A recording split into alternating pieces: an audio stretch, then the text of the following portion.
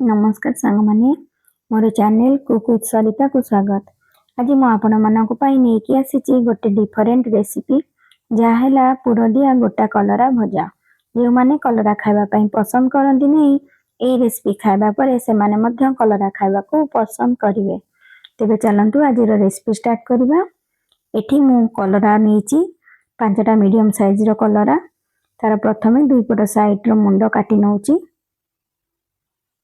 काटला परे एबे तार गोटे साइड रू टिके टिके काटी नेबी बा चिरी नेबी। ताकू फाळ करिवेनी केवल एमती कटा देई नेबे। काटला परे ताकू गोटे कुकर नीची कुकर रे एबे सब कलरा को देई नेबी। कलरा सिजिया पई एबे गोटे छोटो कप पानी देई नेबी। परिमाण मुताबिक एबे लूण आ हळदी गुंड देई नेबी। देला परे ताकू भल भाबरे मिसई नेबी। मिसेकी एबे कुकर लीड कवर करिकी ताकू हाई फ्लेम रे गोटे सीटी आसे अपनी देबी। एबे ता दे दबा पई गोटे पुरो रेडी करिया। पुरो पई मु एते दुईटा मीडियम साइज रो सिजा आलू नेची ताकू चकर नेची गोटे पियाज गोटे टमाटो दुईटा कंचा लंका नेची। लंकाटा आपण टेस्ट अकॉर्डिंग कम बेसी कर परिबे। एबे सब जिंस को काटी नेची। एबे कुकर भी सीटी मार साची। एबे कलरा उठे ठंडा हवा पई छाड़ देची। एबे पटरे गोटे कढ़ी गरम करची। कढ़ी गरम हैला परे सेतिरे गोटे चम्मच सोरिष तेल देइची। तेल ताती गला परे सेतिरे काटी के रखथिया पियाज को देई नबा। पियाज को एबे टिके भाजी नेबी सुनेली कलर करबा पर्यंत।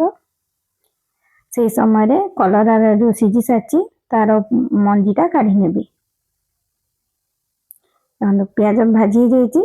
एबे ता देहरे लंका को देकी भाजी नेबी। एबे लास्ट रे टमाटो को देई नेबी। कलरार मंजी सब भी काढ़ी सारे। एबे से मंजी को सब गोटे छेचा दिहरे देकी छेची नेबी। देखंतु मंजी छेचा हे जाइची। एबे जो पुरोटा भाजुची सेथिरे एबे कलरा मंजीटा आगे दे नेबी। एटा जेहेतु टिके पिता लागथे सेत एटा आगे देकी भाजी नेबी। कलरा सिजिबा समय रे म लूण हल्दी देइथिली सेत एबे पुरो रे परिमाण मुताबिक चेक करिकी लूण हल्दी देइ नेबी। देला परे एबे लास्ट रे जो सिजे के आलू रखथली चकटी की से आलूटा देइ नेबी। एठी धनिया पत्र नथिला सेत मु देइनी। देइथिले पुरोटा भलो टेस्ट लागथांता। आपण करूथवा समय रे थिले निहाती भाबरे देइ नेबे। देखंतु पुरो भजा हे जाइची। एबे ताकू ठंडा हबा पई देबी। देख पाथिबे एबे एठी मु गोटे मसला करिथिली जोटा की शूटिंग करबा स्किप करि जाइची।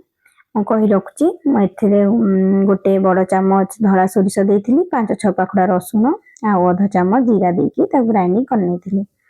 एबे जो पूरा रेडी करथिली कलरा रो जो मंजी काढी नेची सेही जगह रे ए पूरा सब को पुरई नेबी। देखंतु एम सब पुरई नेबी। एठी कलरा 5टा को मु 2टा आलू नै जाइथिली सेत पई पूराटा टिके बेसी हे जाइची। ए पुरोटा को आपण साइड आइटम करिकी पखाला भात की गरम भात सहित भी खाई परिबे। देखंतु एठी पुरो जहा पसिबा कथा पुरी साची। एबे जो मसलाटा रखली सोरस मसलाटा सेथिरे टिके पानी देई नेबी 2 छोटो चम्मच। पानी देकी ता टिके पतला कर नेबी। आ एबे ता देहरे टिके लूण आ हळदी गुंड देई नेबी। ए मसला को कलरा ऊपर लगेई नेबी। देखंतु एमती लगेले में अच्छे हाथ से कलरा को ता देहरे देकी एमती बुले बुले की सब आड़े लगे नेबे। एबे गोटे नॉन स्टिक तावा गरम करची। तावा गरम हैला परे सेतिरे सोरिष तेल देई नेची। सोरिष तेल रे ए रेसिपीटा टिके बेसी भलो लागथाय।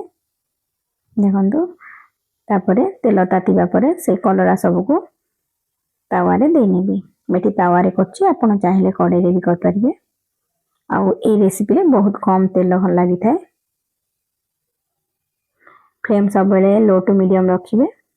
लो टू मीडियम फ्लेम रे कलरा को उल्टा पाल्टा करी करी ताको पूरा गोल्डन ब्राउन करिया पर्यंत भाजी नेबे। आ तेल ऊपर दरकार हेले अल्प अल्प तेल भी देई पाथिबे। देखंतु एबे कलरा रो कलर केते बढ़िया हे गलानी। कलरा एठी भाजी हे आसलानी। कलरा एबे पूरा रेडी हे गलानी। ए कलरा भजा गरम भात किबा पखाला भात सहित खूब मजा लगे। आपण माने मध्य घरे ए रेसिपी ट्राई करंतु और कमेंट से जणातु रेसिपी केमती लागिला। आशा वीडियो भल लगे लाइक शेयर करेंगे, चैनल नुआ थे सब्सक्राइब करने भूलें। रही पुणी आसबे एक नुआ रेसिपी नहीं कि। नमस्कार।